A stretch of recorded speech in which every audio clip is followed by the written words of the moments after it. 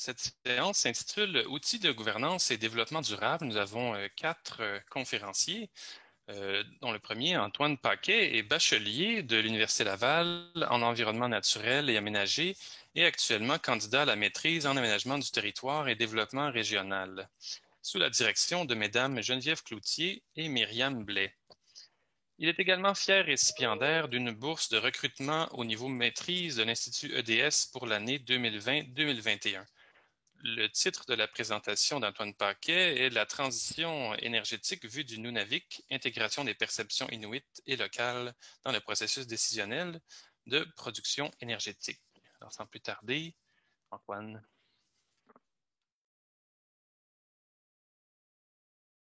Donc, oui, donc comme Jean-François l'a mentionné, mon projet s'intitule La transition énergétique nordique vue du Nunavik, sous la direction de Geneviève Cloutier et Myriam Blais. Je vais commencer par faire une courte mise en contexte justement de cette transition énergétique-là. Donc, il y a un petit problème pour le passage de diapo, ça va. Il y a 14 communautés inuites qui composent le Nunavik. Donc, le Nunavik qui est le territoire au Québec situé au nord du 55e parallèle.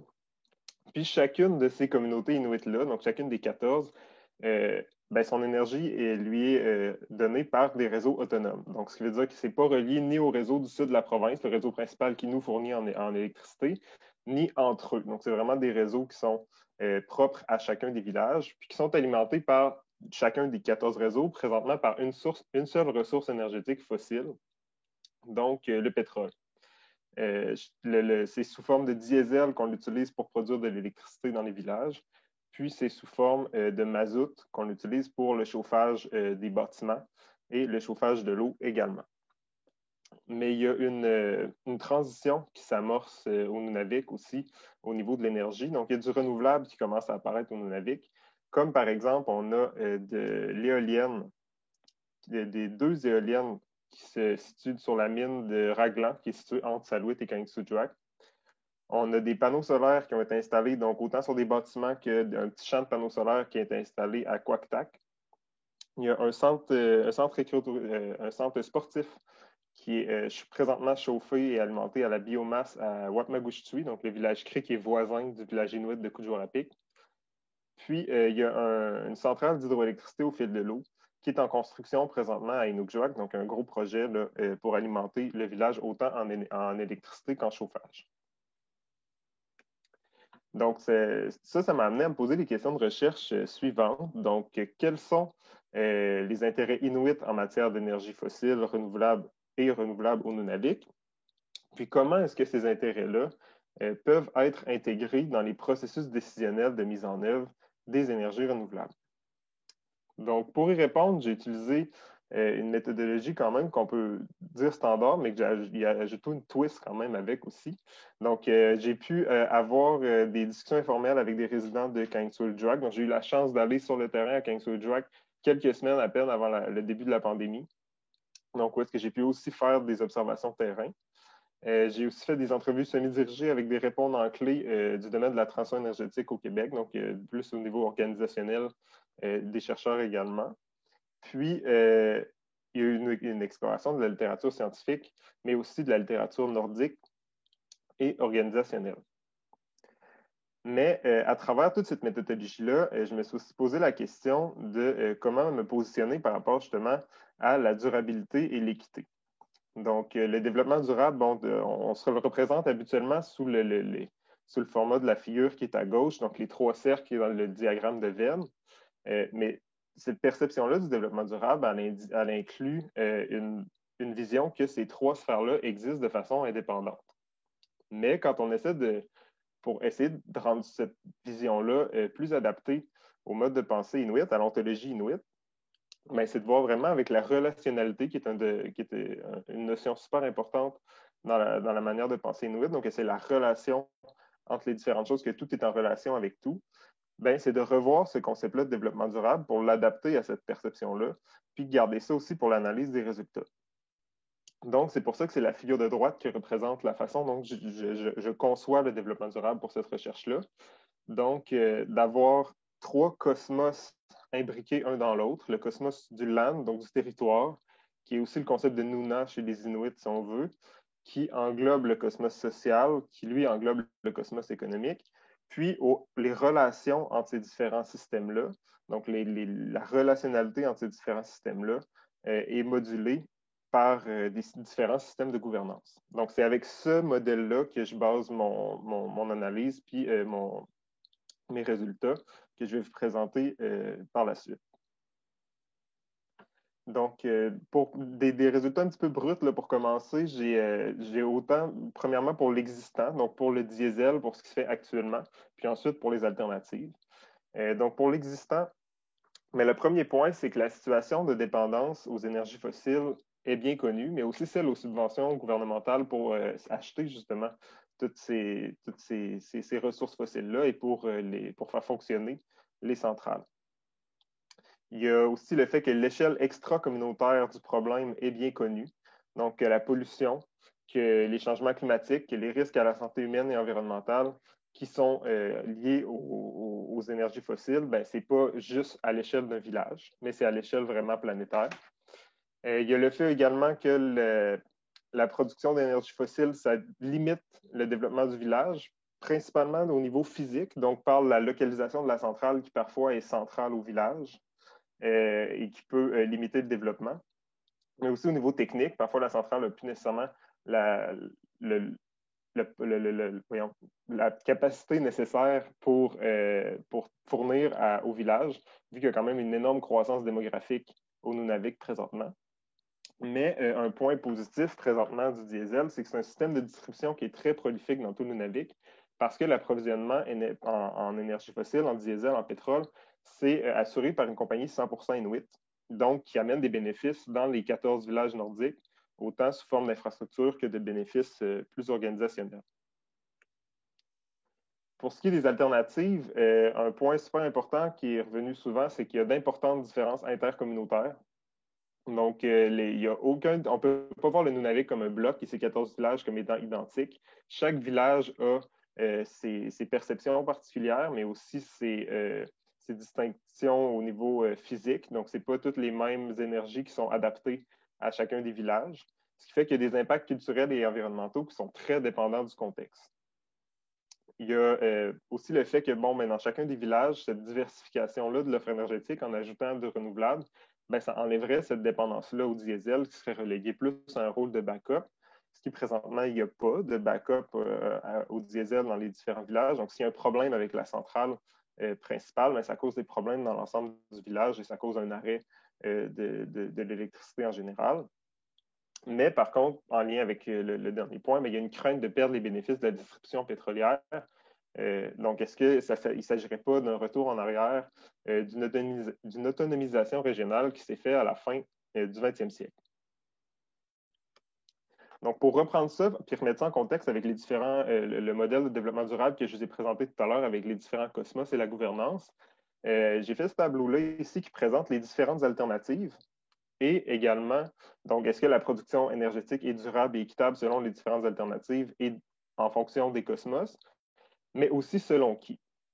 Donc, il y a deux façons de dire ce tableau-là. Premièrement, par colonne, de vraiment voir quelles sont les retombées de chacun des types d'énergie pour les différents cosmos et de voir, par exemple, que le solaire a l'air généralement d'avoir des retombées plus positives que l'hydroélectricité au fil de l'eau, puis que l'hydroélectricité au fil de l'eau a l'air d'avoir des retombées plus positives que l'hydroélectricité avec barrage.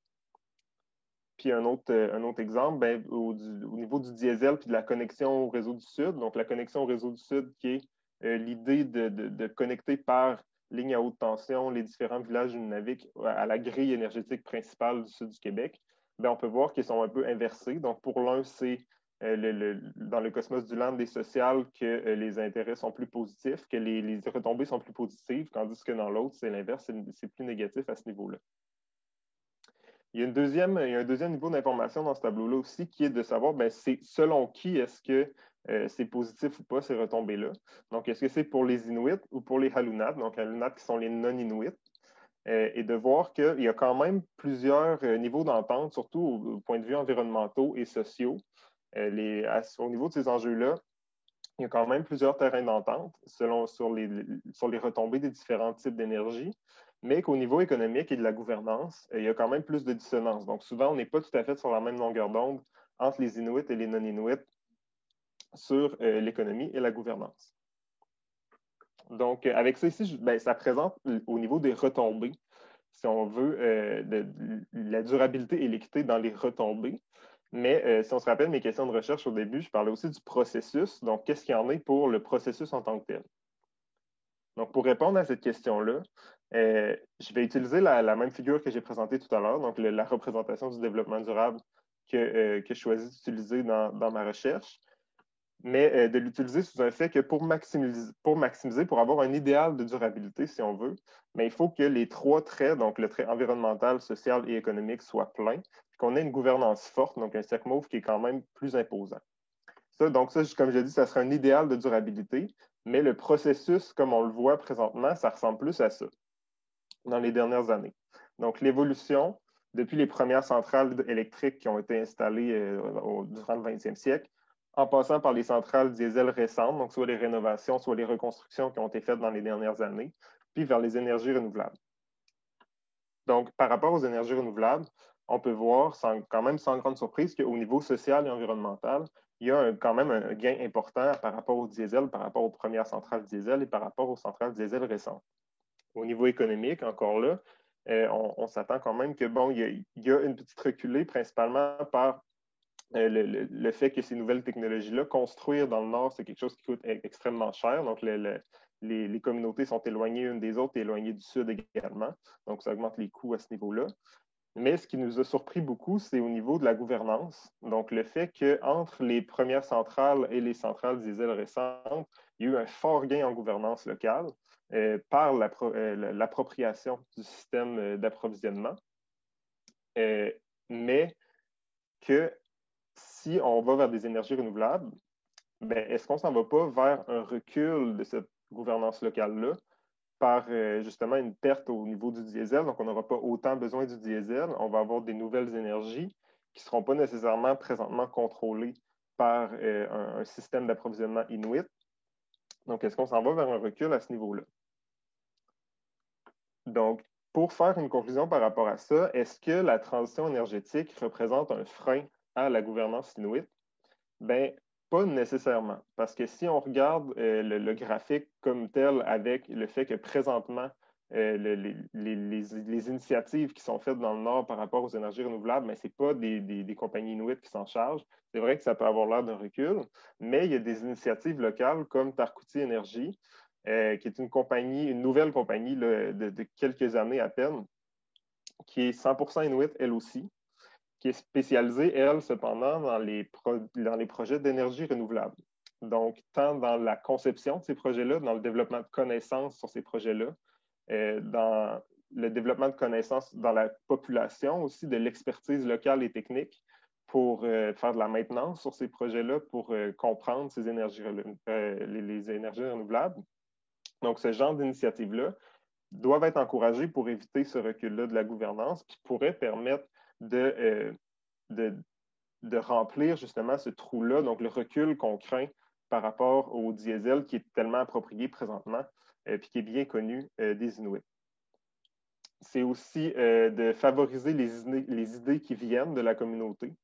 Donc, si encore là, il n'y a pas une idée qui peut un format d'énergie renouvelable qui peut s'utiliser mur à mur à travers le Nunavik, c'est vraiment d'écouter ce que chacune communauté a comme aspiration, comme objectif au niveau de l'énergie, puis de voir à ce que ces aspirations-là puissent se faire au niveau localement, même si ce n'est pas les mêmes que le village voisin. Donc, comme mot de clôture, si on veut, donc en plus d'être durable, cette transition énergétique-là devra être équitable, donc tant au niveau de ces processus décisionnels qu'au niveau des retombées locales dans les villages nordiques. Donc, merci de votre attention. Notre prochaine panéliste est Rosalie Champagne-Côté, étudiante à la maîtrise en sciences forestières à l'Université Laval.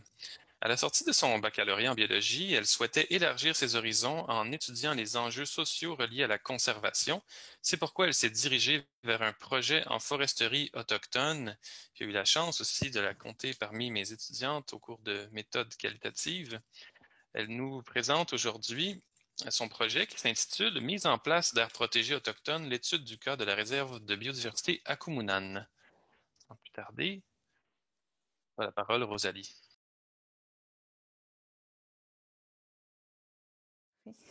Donc, bonjour à tous. Kwe. Bien, d'abord, je voudrais remercier M. Bissonnette pour l'introduction ainsi que les précédents présentateurs, là.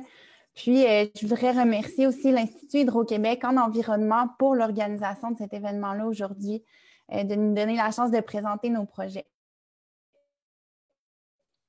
Donc, mon nom est Rosalie Champagne-Côté, candidate à la maîtrise en sciences forestières là, à l'Université Laval. Puis aujourd'hui, ce que je vous propose, c'est de vous inviter pour un petit voyage. Donc, ça fait longtemps qu'on a voyagé. Là, je vous transporterai avec moi au cœur de mon projet de recherche qui s'intitule « Mise en place d'aires protégées autochtones, l'étude du cas de la réserve de biodiversité Akumunan ». Alors, attachez-vous, on part. Donc, on est au printemps 2019. On prend la route en compagnie de mon directeur de recherche, Jean-Michel Baudouin, et de mon co-directeur, Louis Bélanger. Où est-ce qu'on s'en va? C'est dans la communauté d'Espit, qui est située environ à 260 km de l'Université Laval sur la Côte-Nord. Donc, après environ 3h30 de voiture, on arrive dans la petite communauté là, qui fait un petit peu moins qu'1 km². On remarque qu'elle est super prospère avec son centre administratif, son centre communautaire, son centre de santé et son centre culturel. Il semble y faire vraiment bon vivre et ces quelques 300 habitants là, sont occupés à travailler, à marcher, à admirer le fleuve puis à discuter là, sur le bord des trottoirs. Mais il ne faut pas oublier, on a un rendez-vous de convenu avec Marc Saint-Onge et son équipe du secteur territoire et consultation afin de déterminer quels sont leurs projets actuels et comment une étudiante fraîchement sortie de son bac en biologie pourrait bien les aider avec un futur projet de maîtrise. Donc, après une longue discussion, on établit que la réserve de biodiversité Akumunan, un projet qui a été initié par la Première Nation dans le cadre de la stratégie gouvernementale sur les aires protégées au début des années 2000, en était à l'étape du développement d'un système de suivi de l'efficacité de gestion. Donc, à l'époque, la création de la réserve de biodiversité avait été initiée afin de protéger une partie du Nitassinan. C'est le territoire ancestral des Spits que vous voyez en blanc sur la carte, face à l'envahissement par l'industrie forestière et la villégiature, qui devenait trop importante sur le territoire puis menaçait l'intégrité écologique, les activités traditionnelles, mais surtout la harde de caribous forestiers qui fréquentent encore ce territoire-là. Donc, Akumunan avait son statut projeté depuis 2005 et allait obtenir son statut permanent dans les mois suivant notre rencontre. La Première Nation avait aussi déposé en 2010 une demande de délégation de la gestion auprès du ministre de l'Environnement et de la lutte contre les changements climatiques, mais aucune entente n'avait encore été signée. Je vous donne par contre un petit tuyau, là, cette demande-là allait se traduire en mars 2021 en une convention d'aide financière signée par le ministre de l'Environnement et le chef d'Espit. Si on revient à notre rencontre, l'Espit avait également réalisé en 2013 la rédaction du plan de conservation pour la réserve de biodiversité. Puis finalement, en 2020, elle allait embaucher un gardien du territoire. Donc, à travers toutes ces années-là, la Première Nation avait réalisé de nombreuses activités de protection des espèces menacées, comme le caribou, par des suivis télémétriques, des fermetures de chemins forestiers et des suivis par caméra, puis avait réalisé aussi d'autres activités sur d'autres espèces menacées, comme le garrot d'Islande, en plus de réaliser des fouilles archéologiques, du recensement et de la dénonciation des occupations illégales sur le territoire de l'aire protégée. Donc, maintenant qu'on avait toutes ces informations-là, comment est-ce qu'on allait réaliser le développement de l'outil de suivi de l'efficacité de gestion? Donc, on ne partait pas de zéro, mais il fallait réaliser certaines étapes en amont afin de comprendre le contexte, puis développer un outil qui réponde vraiment aux besoins, aux valeurs et à la vision des Espinoites. Donc, pour ce faire, on a mis à profit l'expertise puis la précieuse expérience de la table des partenaires de la chaire de leadership en enseignement en foresterie autochtone. On a aussi développé une entente de collaboration entre l'équipe de recherche et la Première Nation afin de s'assurer d'une collaboration qui soit constante tout au long du projet. Puis, on s'est aussi assuré d'obtenir le certificat d'approbation de l'éthique du comité d'éthique de la recherche de l'Université Laval. Donc, transportons-nous maintenant au début de l'été 2020. Alors que l'équipe de recherche et ESPIT a travaillé ensemble depuis plusieurs mois à clarifier les objectifs du projet, à développer la méthodologie et les outils de collecte des données. Je suis alors accueillie dans la communauté afin de débuter mon stage prolongé, prévu pendant 3 mois, qui pouvait avoir lieu malgré la pandémie selon certaines conditions. Donc, fidèle à son esprit inclusif, l'équipe d'ESPIT m'a réservé un bureau au conseil dans lequel je vais pouvoir venir travailler tous les jours à la préparation de la collecte des données. C'est aussi une étape vraiment cruciale dans l'établissement d'un lien de confiance entre les membres et moi-même, puisqu'on peut interagir au-delà du contexte professionnel.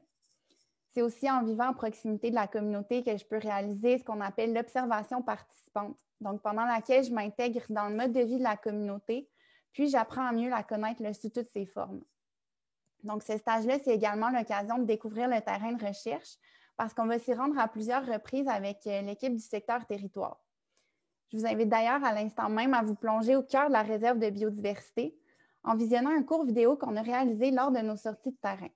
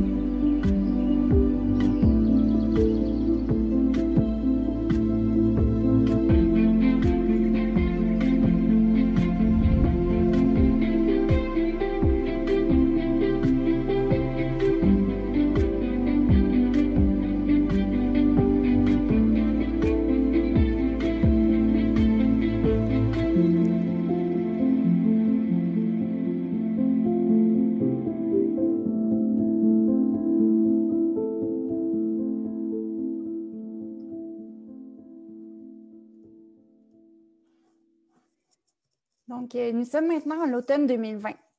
Si vous étiez un membre de la communauté, nous vous aurions probablement invité par Facebook ou par téléphone à venir participer à un groupe de discussion. Vous auriez reçu l'invitation parce que vos connaissances du territoire, des pratiques ainsi que de la culture Innu pourront nous éclairer afin de répondre aux questions de recherche parce qu'on veut documenter les valeurs, les besoins et les enjeux des membres en lien avec l'aire protégée. Donc, en tout, on va rencontrer 22 membres, 9 femmes et 13 hommes, entre les mois de septembre et décembre 2020. Donc, en début d'entrevue, nous vous demanderions quels sont les éléments que vous souhaiteriez maintenir intacts sur ce territoire-là, qui est le vôtre et celui que vos ancêtres ont connu depuis des millénaires. Donc, probablement tout. Vous nous diriez comme l'ont fait les membres qu'on a rencontrés. Donc, ce tout-là, il reflète vraiment la vision holistique qu'ont les peuples autochtones de la nature. Ça inclut les éléments biologiques, comme la diversité d'habitats et d'espèces qui y vivent, qu'elles soient culturellement importantes ou à statut particulier. Les éléments biotiques et abiotiques, tels que l'eau et les paysages, y sont inclus également, puisqu'ils recèlent d'une richesse à protéger pour les générations actuelles et futures. Font également partie du tout les éléments sociaux et culturels, tels que les éléments de bien-être et ceux liés au maintien du patrimoine culturel Innu. L'occupation autochtone doit être vraiment maintenue et encouragée pour les membres. La transmission des connaissances reliées aux activités Inuitun, c'est-à-dire les activités traditionnelles, doit être assurée pour maintenir la culture puis favoriser le développement de l'identité autochtone, surtout chez les jeunes. L'occupation permet de transmettre et créer des savoirs qui sont vraiment difficilement saisissables, sauf s'ils sont vécus. Finalement, l'un des éléments essentiels, c'est celui de maintenir, voire augmenter, le pouvoir décisionnel de la Première Nation sur le territoire. Selon elle, c'est un devoir qu'elle doit exercer en tant que gardienne de la nature et il s'agit aussi d'une manière de prouver son occupation et ses droits sur le territoire. Donc, dans une seconde partie de l'entrevue, on vous demanderait quelles sont les menaces que vous percevez sur l'aire protégée. Au-delà des menaces qui sont liées aux perturbations naturelles, au changement climatique, puis à certaines activités industrielles en périphérie, les principales menaces sont liées à l'envahissement du territoire par la villégiature, qui crée, elle, à son tour, une ouverture du territoire et représente une menace à l'intégrité du tout. Certaines menaces sont identifiées aussi en lien avec les limites à la pratique d'Inuitun, entre autres liées à l'accessibilité au territoire. Donc, finalement, dans un troisième temps, on vous demanderait quels sont les besoins sur l'aire protégée. Ceux-ci sont beaucoup liés aux éléments de gouvernance. Donc, en effet, à partir du moment où la Première Nation a un plus grand pouvoir décisionnel ou obtient plus de responsabilités sur le territoire, on augmente les possibilités de contrôle et de surveillance. On favorise l'éducation et la communication, puis on peut cibler nos objectifs de conservation, dans ce cas-ci, entre autres sur la protection des vieilles forêts et du caribou forestier.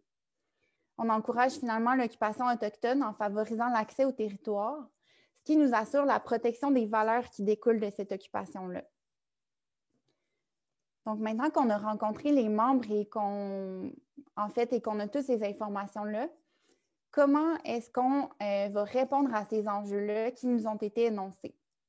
Donc, la solution repose surtout dans une approche de gouvernance qui soit assurée entièrement ou en partie par une structure de gestion qui connaît et reconnaît les intérêts de la Première Nation.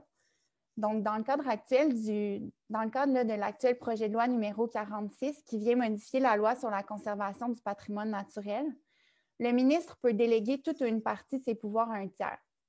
Il serait donc possible d'envisager une complète délégation de la gestion de la Kumunan à la Première Nation, mais pour l'instant, ce type de délégation-là est assez limité par le ministre, puis ECIPIT n'est pas tout à fait convaincu de vouloir gérer l'entièreté des activités sur le territoire, qui d'ailleurs relève de plus d'un ministère.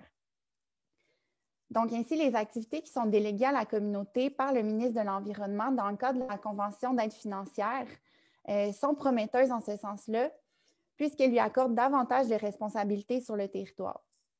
En effet, pour gérer un territoire d'une telle superficie, on doit posséder beaucoup de ressources humaines et financières. Donc, une telle entente qui comprend un soutien financier, dans ce cas-ci, pour 2 ans, pour la réalisation d'activités de gestion et donc une alternative super intéressante pour la Première Nation. Donc, maintenant que vous avez été interrogé dans le cadre des groupes de discussion, toujours dans un esprit de collaboration et en tant que membre de la Première Nation, vous serez invité à participer à une séance de validation des résultats. Donc, ça va nous permettre d'assurer que les propos sont bien interprétés puis va permettre aussi une première forme de transfert des connaissances. Donc, projetons-nous maintenant dans le futur pour la dernière étape de notre voyage, le deuxième stage prolongé dans la communauté. Donc, celui-ci va se réaliser à l'été 2021 et va être l'occasion pour nous d'effectuer un transfert des connaissances concret en accompagnant la Première Nation dans l'intégration de l'outil de gestion qui aura été développé puis qui lui aura été proposé. Ça va être aussi l'occasion de développer des idées de matériel éducatif en lien avec l'aire protégée, telles que des vidéos comme celui que vous avez visionné, des cartes du territoire et peut-être même un site web pour rendre accessible l'information aux membres. Donc, en conclusion, les différentes techniques de recherche utilisées dans le cadre de ce projet-là, soit l'observation participante, les groupes de discussion et la recherche documentaire, dont on n'a pas fait mention, permet de trianguler les résultats, puis ont même mené à une saturation des résultats, c'est-à-dire l'apport d'aucun nouvel élément nécessairement lors des entrevues. Donc, on a étudié ensemble le phénomène dans son ensemble, ce qui nous a permis de créer des liens entre l'histoire de la création de l'aire protégée et les propos actuels des membres, afin de suggérer des méthodes de gestion qui soient appropriées. Donc, pour la suite des choses, on va poursuivre le travail de collaboration avec des représentants des instances gestionnaires d'aires protégées au Québec, comme le ministère de l'Environnement, l'Agence Parcs Canada et la CEPAC. Puis, on espère faire rayonner l'initiative des SPIT au-delà des frontières de la communauté, afin d'inspirer d'autres communautés à se lancer dans de telles démarches de conservation, non seulement du patrimoine naturel, mais culturel. Donc, merci beaucoup pour votre attention et merci aux nombreux partenaires du projet. Notre prochaine panéliste est Ariane Marais. Elle détient un baccalauréat en biologie, une maîtrise en aménagement du territoire et développement régional et poursuit actuellement un doctorat en aménagement également. Sa thèse porte sur le développement de méthodes pour faciliter la prise de décision en aménagement, notamment dans le domaine de la protection des sources d'eau potable. La présentation d'Ariane s'intitule « Qui devrais-je impliquer dans mon projet? Application d'une nouvelle méthode d'identification des parties prenantes à un projet de transport. » Bonjour à tous, merci pour l'introduction. Donc, comme c'était mentionné, aujourd'hui, j'aimerais répondre à la question « Qui devrais-je impliquer dans mon projet ?» Et donc, je vais illustrer mon propos à l'aide d'un exemple en transport. Alors, j'aimerais commencer cette présentation avec une petite histoire. Si j'arrive... Oui, ça fonctionne. C'est l'histoire d'une étudiante qui s'exclame « Mon vélo est brisé ». Comme on le voit bien, c'est son problème, ça a un impact. Elle ne peut plus se rendre en cours à l'Université Laval. Elle vit dans une dimension parallèle où les cours sont encore en présentiel. Elle réfléchit à son problème. Si je fais du vélo pour me rendre à l'Uni, c'est aussi pour faire du sport et prendre l'air. Et puis, je dégage moins de pollution qu'en prenant l'auto ou l'autobus. Donc, en fait, là, elle est en train d'articuler ses objectifs et ses valeurs pour déterminer des critères de sélection d'une solution à son problème. Il y a plusieurs solutions auxquelles on peut penser. Elle pourrait acheter un vélo neuf, usagé, déménager, prendre l'autobus, et on pourrait penser encore à plein d'autres options. Après y avoir bien réfléchi, compte tenu des avantages et inconvénients de chacune des options, ma décision est prise. Je vais acheter un vélo neuf et suivre les formations de la Coop Libre pour apprendre à prendre soin de mon vélo. Donc, c'est un problème relativement simple. Elle n'a pas eu besoin d'aide pour y réfléchir et pour finalement choisir une solution. Dans la réalité, les problèmes ne sont pas tous simples. Ici, on a un décideur qui a un problème. Il y a beaucoup de trafic automobile dans ma ville. Cela génère de la congestion, diminue la qualité de l'air, produit des gaz à effet de serre, réduit la sécurité, donc de nombreux impacts. Et il réfléchit à des solutions. Il y a de nombreuses solutions possibles, favoriser les transports alternatifs, modifier l'aménagement urbain, construire une autoroute. Bref, beaucoup de possibilités. Et ce qu'on remarque, c'est que les impacts comme les options sont très vagues, peu structurés. Qu'est-ce que ça veut dire favoriser les transports alternatifs? Qu'est-ce que c'est réduire la sécurité? On ne sait pas trop. Et en plus de ça, le problème comme les solutions envisagées ont des impacts qui sont variés, qui ont des impacts aussi à long terme sur de nombreuses personnes. Donc, c'est un problème complexe, tellement complexe qu'il ne peut pas le résoudre tout seul et il se pose la question, mais qui devrait m'aider? Et c'est la grande question, en fait. Quand on a des grands problèmes en aménagement du territoire et aussi dans d'autres domaines, eh bien, on a besoin d'aide pour trouver des solutions qui soient pertinentes, mais comment est-ce qu'on détermine qui se retrouve autour de la table pour réfléchir à ces solutions? Ces personnes, on les appelle les parties prenantes. Alors, une partie prenante, c'est une personne ou un groupe qui affecte ou est affecté par un problème, mais on ne peut évidemment pas tous les avoir autour de la table parce qu'on n'a pas forcément les ressources pour cela. Et ce n'est pas toujours pertinent non plus. Pourquoi est-ce qu'on veut impliquer des parties prenantes? C'est déjà un objectif de développement durable en soi. Ici, j'ai copié 2 articles qu'on retrouve dans les objectifs des Nations Unies. Renforcer l'urbanisation durable pour tous et avec de la gestion participative, faire en sorte que le dynamisme, l'ouverture, la participation et la représentation à tous les niveaux caractérisent la prise de décision, mais il y a aussi d'autres articles qu'on pourrait citer. Et il y a aussi des avantages, en fait. On peut avoir une raison qui est tout à fait instrumentale de vouloir impliquer les parties prenantes, parce que ça augmente la compréhension qu'on a du problème, ça augmente la probabilité que la décision soit finalement mise en œuvre, ça augmente la qualité de la décision également, c'est-à-dire que la décision va correspondre vraiment à nos objectifs et nos valeurs, et ça augmente l'efficacité de la décision et la communication entre les parties prenantes. Entre autres choses, il y a encore d'autres avantages. Donc, on veut les impliquer, les parties prenantes. Comment est-ce qu'on fait? Les méthodes pour identifier les parties prenantes, ce qu'on appelle en anglais les stakeholder analysis, sont assez floues. On manque en fait direction, de méthodes plus concrètes en fait pour réfléchir à vraiment, pour mon projet précis, comment je fais, quelles sont les étapes. Donc, avec d'autres collègues, on a développé une méthode d'identification, de caractérisation et d'implication des parties prenantes, nouvelle entre guillemets, bien sûr, parce qu'elle est basée sur la littérature en management et recherche opérationnelle, et on essaye en ce moment de l'appliquer à un problème en transport. Pour cette deuxième partie, ce n'est pas moi qui vais le faire parce que je ne suis pas une spécialiste vraiment en transport, mais il y a toute une équipe de recherche qui va l'utiliser. Et si cela vous intéresse, elle est en train d'être publiée. Normalement, elle sera disponible à partir de la semaine prochaine, la méthode, quand vous ferez une recherche dans Google ou dans le site web de la bibliothèque de l'Université Laval. Alors, cette méthode, qu'est-ce que c'est?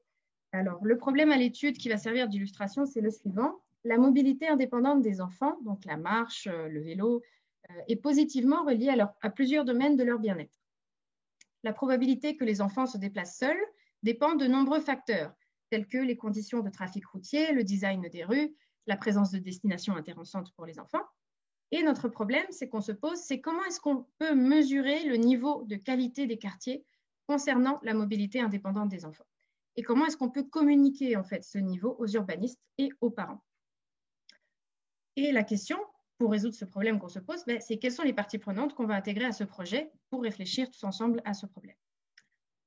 La méthode qu'on propose, c'est une méthode en 4 étapes. En première partie, on va identifier les parties prenantes. Deuxième partie, on va les caractériser, donc réfléchir à leurs propriétés. Troisièmement, on va réfléchir au niveau de participation qu'on peut leur accorder par rapport à leurs propriétés et aussi à nos propres ressources de l'équipe. Et finalement, pour arriver à un plan de participation en fin de processus. C'est un processus avec différentes étapes, comme on le voit ici. Je ne vais pas rentrer dans tous les détails aujourd'hui, mais je vais essayer d'en présenter quelques-uns. Donc, la première étape d'identification, ce qui est proposé par la méthode, c'est de commencer par réaliser un diagramme. Bon, il y a plein de termes différents dans la littérature, des cartes conceptuelles, mais en gros, c'est mettre son problème au centre et réfléchir à quels sont les concepts en lien, quels sont les domaines de recherche reliés à mon problème, les événements et d'autres sujets également, et développer la carte pour finalement arriver en bout de ligne à trouver des parties prenantes comme les parents, les enfants qui sont des parties prenantes, le school board, le directeur de l'école avec les enseignants, les brigadiers et d'autres personnes qui vont s'ajouter sur une liste finalement de parties prenantes plus on va développer ce diagramme. Ce diagramme, on va l'utiliser aussi au travers de 7 procédures qui ont déjà été proposées par le passé, par Mason et Mitroff. Ils leur ont donné des jolis noms, imperative, positional, reputational, bon, il y en a 7, et c'est tout le temps des questions pour réfléchir. Par exemple, la procédure numéro 2, en utilisant le diagramme, identifier des individus ou des organisations qui occupent une position formelle reliée au projet ou un élément du projet. Position formelle, par exemple, l'environnement bâti a un impact sur la mobilité des enfants, parce que quand on a réfléchi à toutes les questions de mobilité dans notre diagramme, c'est ce qu'on a remarqué. Et on peut se poser la question, qui est responsable du design urbain du quartier? Donc ça, c'est une personne qui a des responsabilités, elle a une position formelle, et donc on peut l'ajouter dans notre liste de parties prenantes. Peut-être qu'on y avait déjà pensé à cette personne avant, peut-être pas, mais en tout cas, si elle n'est pas sur notre liste, on l'ajoute. Et donc, il y a d'autres procédures. On peut réfléchir, par exemple, s'il y a des leaders dans la société qui ont déjà parlé de la mobilité. On peut aussi présenter notre liste de parties prenantes, ça c'est la procédure réputationnelle, pour demander à une autre personne si elle a des idées d'autres personnes qui devraient être ajoutées sur la liste. Donc, différentes étapes. Et à partir de là, à la fin, normalement, on a une liste de parties prenantes qui est assez exhaustive. Ensuite, la deuxième phase, c'est qu'on va les caractériser. Parce qu'on a une longue liste de parties prenantes, on ne va pas pouvoir tous les faire participer. Donc, on veut en savoir un peu plus sur eux. Et sans forcément les rencontrer ou les consulter, on va réfléchir en équipe à déterminer des types de parties prenantes. Qu'est-ce que c'est un type de partie prenante? Est-ce que cette personne ou cette organisation est affectée par le problème, ou est-ce qu'elle l'affecte d'une façon ou d'une autre? Est-ce qu'elle est visible? Est-ce qu'elle a du pouvoir? On va réfléchir aussi à des potentiels d'alliance. Est-ce que cette personne ou cet organisme est un allié par rapport à notre projet, un allié potentiel? Est-ce qu'au contraire, c'est une personne qui est plutôt en opposition à notre projet? Parce qu'il faut les prendre en compte aussi, parce que ça peut avoir une influence sur nos décisions. Quelles sont les ressources des parties prenantes? Est-ce qu'elles ont de l'expertise? Est-ce qu'elles ont du temps? Est-ce qu'elles ont un pouvoir quelconque par rapport à notre problème? Et quelles sont leurs relations? Donc, on peut faire une carte parce que peut-être ces parties prenantes, elles ne se connaissent pas. Peut-être qu'elles ont déjà interagi ensemble, peut-être qu'elles ont des relations qui sont très bonnes ou au contraire très négatives. Et ça va influencer la façon dont on va les impliquer parce que ça peut être très difficile de travailler avec des personnes qui sont en conflit, par exemple, si on les rassemble ensemble en focus group ou autour d'une table. Donc, voilà, différentes questions qu'on peut se poser. Je peux prendre un exemple. Par exemple, une des parties prenantes pour notre projet à nous, ça peut être un brigadier. Si on travaille au milieu très local. Un brigadier, il est affecté par la mobilité des enfants parce que ça fait partie de son travail. Il pourrait être affecté par notre projet. C'est potentiellement un allié parce que la sécurité des enfants est quelque chose qui l'intéresse et la mobilité également. Il a une expertise qui est de terrain et on pourrait, là c'est totalement inventé bien sûr, mais il pourrait avoir des relations négatives avec des personnes qui conduisent trop vite ou positives avec la direction de l'école et les enfants. C'est juste pour illustrer. Par la suite, une fois qu'on a réalisé en fait cette caractérisation finalement de plusieurs propriétés, on utilise une matrice qu'on a développée et qui permet de déterminer un niveau approprié de participation. Parce que informer quelqu'un, c'est déjà commencer à le faire participer. Consulter, ça peut être par exemple faire une présentation et recueillir certaines suggestions. Collaboration, même chose, mais de façon un peu plus rapprochée. Et codécision, là, c'est vraiment faire participer encore plus grandement la personne dans le projet. Et on a développé un type de matrice où en fait on utilise chacune des propriétés qu'on a déterminées ici pour pouvoir finalement arriver en bout de ligne à déterminer un niveau de participation. Donc par exemple pour un brigadier, on a dit que c'était une personne alliée qui avait une certaine expertise de terrain. Elle n'a pas vraiment de pouvoir sur le problème de la mobilité indépendante des enfants.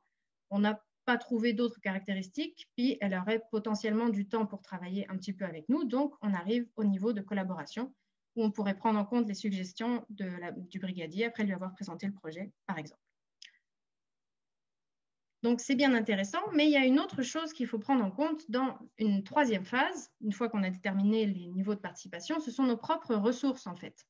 On a un temps qui est limité, on a des fonds qui sont limités, et on a aussi une façon de travailler avec les personnes, ce qu'on appelle ici une tradition, finalement, de travailler avec les parties prenantes. Ça n'a pas été développé par nous, mais par d'autres chercheurs, et où on se pose plusieurs questions. Pourquoi est-ce qu'on veut impliquer les parties prenantes? Pourquoi est-ce que nos solutions sont déjà données, ou on travaille plus avec une approche constructiviste avec les parties prenantes, ou plus normative au contraire? Est-ce qu'on a déjà impliqué les parties prenantes dans d'autres projets par le passé? Et en se posant ces différentes questions, je ne vais pas rentrer dans les détails, on peut déterminer différentes traditions en fait, et s'inscrire dans ces traditions et voir quelles sont les techniques participatives finalement qui sont appropriées à notre projet. Parce que si on est plus en train de chercher une solution avec des experts seulement, sans vouloir aller travailler avec des gens qui sont sur le terrain, par exemple, on ne va peut-être pas aller faire les mêmes types on ne va pas utiliser les mêmes techniques participatives. Donc, c'est ça. Ça dépend aussi, dans le cadre de la recherche, de notre épistémologie, en fait, notre façon de concevoir ce qu'est la connaissance également. Par exemple, notre équipe a de l'expertise en analyse multicritère et des fonds suffisants pour réaliser 2 ateliers. Notre paradigme de recherche est plutôt constructiviste et à partir de là, on peut réfléchir à des techniques participatives qui seraient appropriées, donc par exemple des analyses multicritères ou des entrevues individuelles. On utilise toutes ces informations, donc le niveau de participation qu'on a défini pour chacune des parties prenantes. On prend en compte aussi la carte des relations qui existent entre les parties prenantes et les techniques participatives qui sont disponibles en fonction de nos fonds et notre tradition pour déterminer un plan de participation. Donc, par exemple, ici, la personne pourrait dire nous allons réaliser un atelier avec des enfants de l'école pour mieux comprendre leurs déplacements dans le quartier. Et nous allons aussi mener une analyse multicritère avec des acteurs locaux, donc le directeur de l'école, un brigadier, une ONG de sécurité routière, etc. L'idée, c'est une approche qui est avec beaucoup d'étapes et qui peut sembler très normative, mais c'est une approche qui est surtout là pour clarifier comment est-ce qu'on travaille, qui sont les personnes qui nous entourent, et ensuite, à partir de là, créer un plan de participation à partir de là, mais qui est très flexible en fait. et qui va dépendre du projet. Donc voilà, si vous voulez en savoir plus, vous pouvez toujours me contacter et je vous remercie de m'avoir écouté. Merci beaucoup, Ariane, pour cette approche méthodologique très instructive. Nous allons maintenant passer à notre quatrième panéliste, le dernier mais non le moindre, John Husk. Il détient un baccalauréat en études politiques appliquées de l'Université de Sherbrooke et étudie actuellement la maîtrise en aménagement du territoire et développement régional à l'Université Laval. Monsieur Husk est aussi conseiller municipal à Drummondville depuis 2009 et président du regroupement des organismes de bassin versant du Québec depuis 2019. Sa présentation a pour titre « L'orchestration, un mode de gouvernance pour l'adaptation locale et régionale au changement climatique ». À vous la parole, Monsieur Husk. Alors, tout d'abord, merci à M. Bissonnette. Merci également à l'Institut EDS pour l'invitation. C'est très apprécié. Alors, mon titre de présentation, l'orchestration, un mode de gouvernance pour l'adaptation locale et régionale au changement climatique, c'est ma question principale de recherche par le fait même. Mais qu'est-ce que c'est l'adaptation au changement climatique? En fait, c'est ce qu'on voit maintenant, c'est que même si on arrêtait les émissions de gaz à effet de serre du jour au lendemain, on vit déjà des impacts des changements climatiques et donc on doit mettre en place des mesures pour y pallier. Alors, voilà. Alors, je précise que ma recherche est en partie financée par l'organisme MEOPAR qui fait de la recherche sur le milieu marin et s'inscrit dans un projet plus large qui s'intitule « Comment passe-t-on à l'action avec les plans d'adaptation et de résilience ». C'est un projet sur le bassin versant du Saint-Laurent et des Grands Lacs, autant au Québec qu'en Ontario. Donc, le contexte de mon étude, c'est en fait la ville de Trois-Rivières. Probablement la majorité des gens qui sont ici aujourd'hui connaissent Trois-Rivières, 9e ville d'importance en population au Québec, capitale de la région administrative de la Mauricie, environ 139 000 citoyens de population. Trois-Rivières est parmi les premières villes au Québec à avoir adopté un plan d'adaptation au changement climatique en 2013. C'était presque pas mal la première ville au Québec, avec environ Montréal dans les mêmes temps. Donc, les impacts principaux appréhendés, c'est l'intensification des averses de pluie, des vagues de chaleur, des épisodes de sécheresse et des variations dans les chutes de neige également. Donc, mon contexte théorique, en fait, c'est que, pour résumer, le milieu riverain et côtier, c'est un milieu qui est d'une grande complexité à gérer car il y a de multiples intérêts qui se côtoient dans un environnement restreint.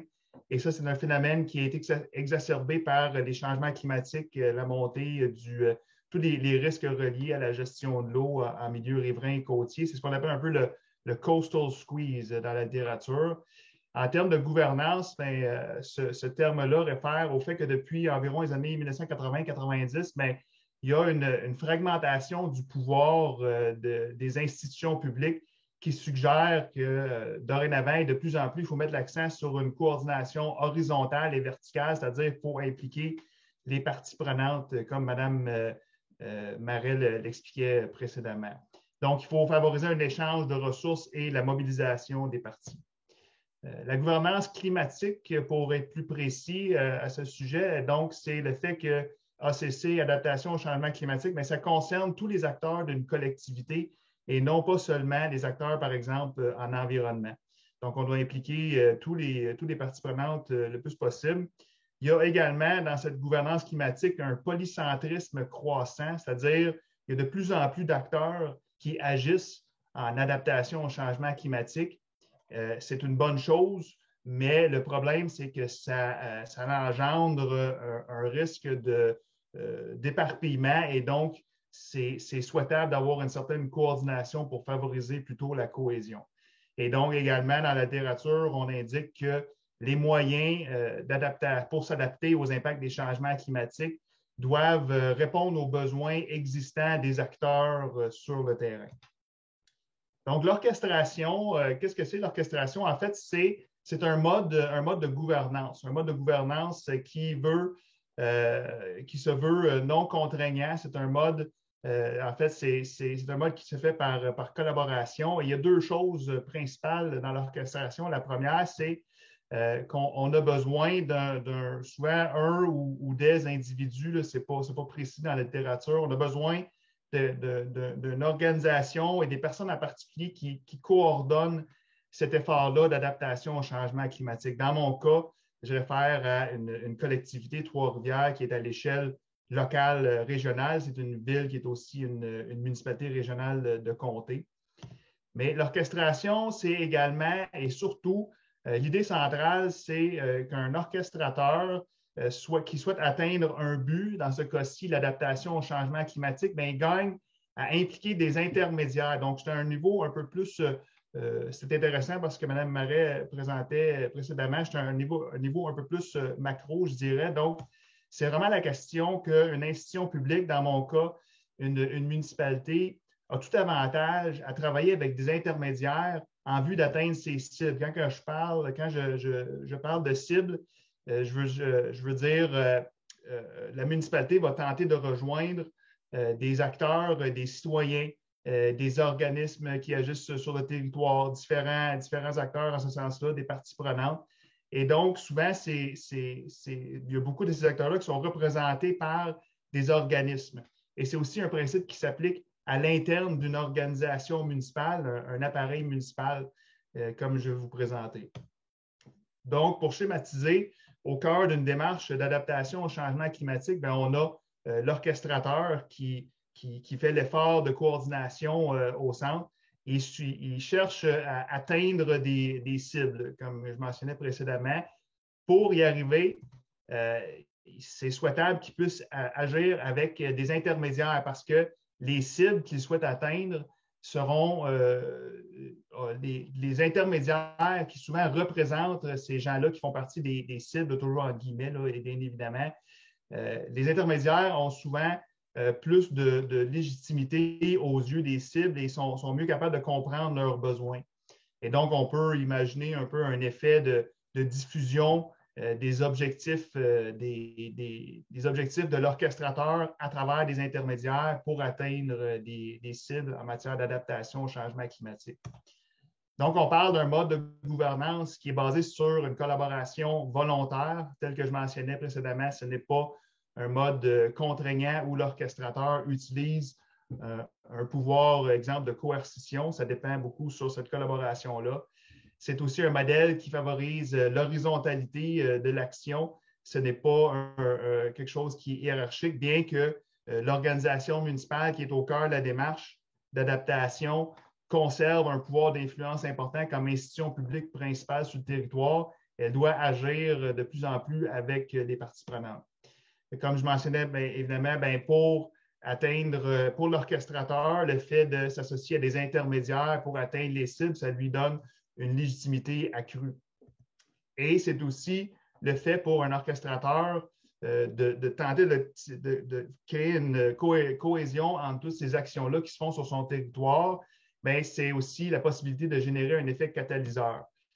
En ce sens-là, on peut imaginer là, schématiquement encore des intermédiaires sur un territoire. Souvent, des personnes, ces acteurs-là vont avoir des liens entre eux et elles pour leur projet, mais l'effet de l'orchestrateur, en fait, c'est de venir créer cette cohésion-là entre tous les intervenants pour favoriser une optimisation des ressources et s'assurer que les gens, qu'il y a vraiment éviter l'éparpillement qui est pas bon, en fait, pour l'adaptation au changement climatique. Donc, c'est d'apporter une vision d'ensemble.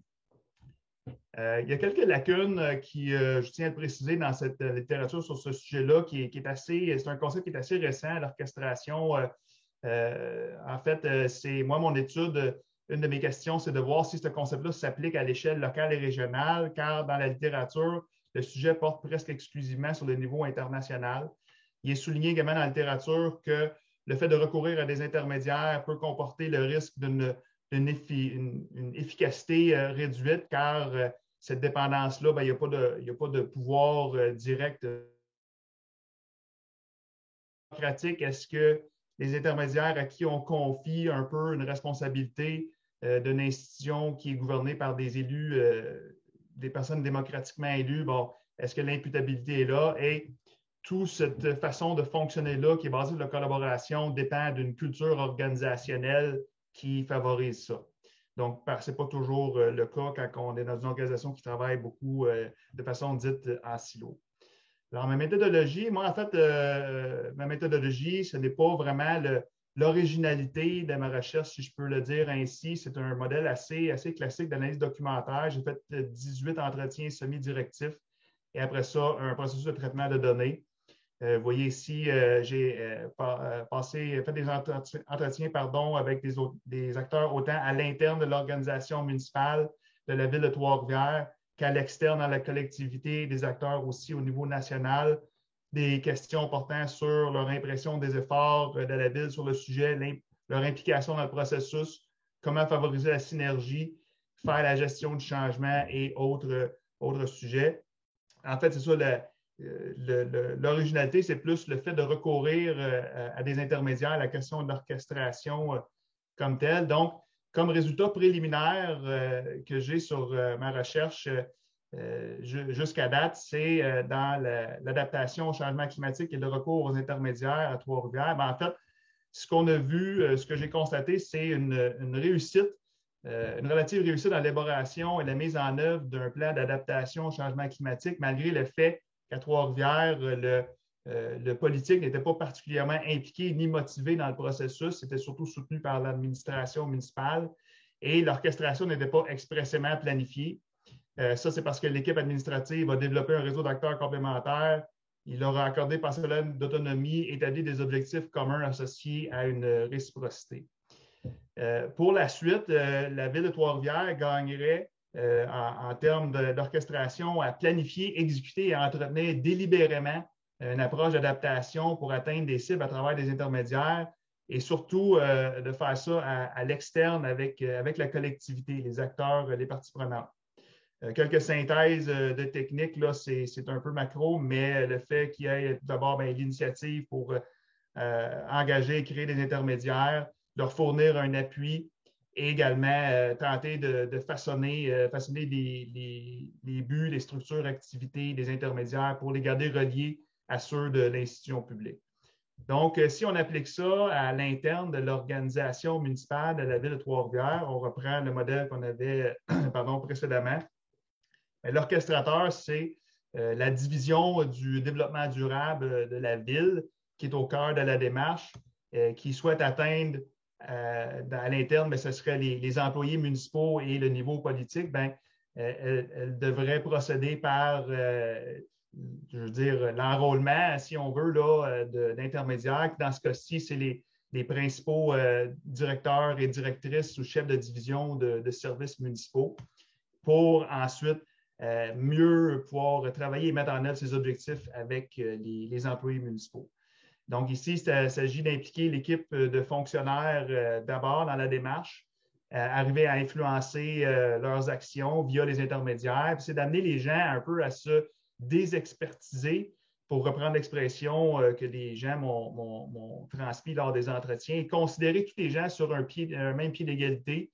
On pourrait prendre l'image de cuisiner une tarte, c'est-à-dire que si on a un projet d'adaptation et qui est coordonné par l'orchestrateur, on va vouloir amener autour de la table les différents intermédiaires pour en arriver à concevoir ce projet-là, toujours en se considérant tous les acteurs sur un même pied d'égalité. Maintenant, si on applique le même modèle à l'externe de l'organisation municipale, dans la collectivité, s'il y a une petite étoile parce que c'est ici le volet que Trois-Rivières, je pense, gagnerait à travailler. Donc, on a encore la division du développement durable de la ville de Trois-Rivières qui est au cœur de la démarche. Et dans ce cas-ci, elle souhaite rejoindre autant des citoyens que des membres de différentes organisations. Donc, elle gagnerait à collaborer avec des intermédiaires que sont la Corporation de développement communautaire, la Chambre de commerce, regroupement citoyen, groupes environnementaux et développement économique pour en arriver à atteindre ces objectifs. Donc, il s'agit ici d'impliquer les acteurs externes de l'organisation municipale. Ces gens-là ont la volonté de collaborer. C'est ce qu'on m'a rapporté.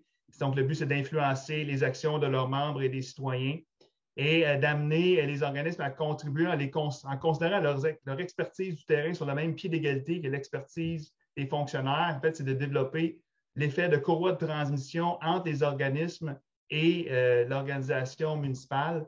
On pourrait représenter ça par une courroie où, au cœur de la démarche, on a la division développement durable qui assure la transmission d'informations et de connaissances entre elles-mêmes et les différentes parties prenantes. Donc, d'autres observations dans le cadre de ma recherche qui sont un peu secondaires à la notion des intermédiaires. Mais en fait, c'est le rôle du contexte institutionnel, la nécessité d'avoir une bonne structure administrative pour l'organisation municipale et des compétences interpersonnelles. Et voilà, ça m'amène à la conclusion. Merci.